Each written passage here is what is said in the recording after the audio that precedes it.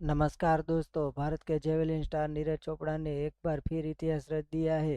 दोहा diamond league 2025 में उन्होंने वो कर दिखाया जिसका हर भारतीय को बेसब्री से इंतजार था।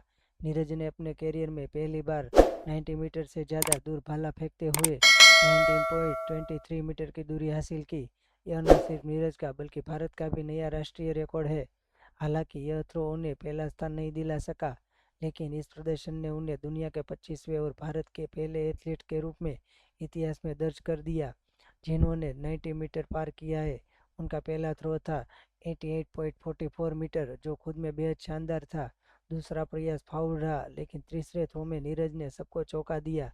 उनके बाद जर्मनी के जूनियर वेबर ने 91.06 मीटर थ्रो कर पहला स्थान हासिल किया, पर नीरज का नाम रिकॉर्ड बुक में सुनहरे अक्षरों में दर्ज हो गया है।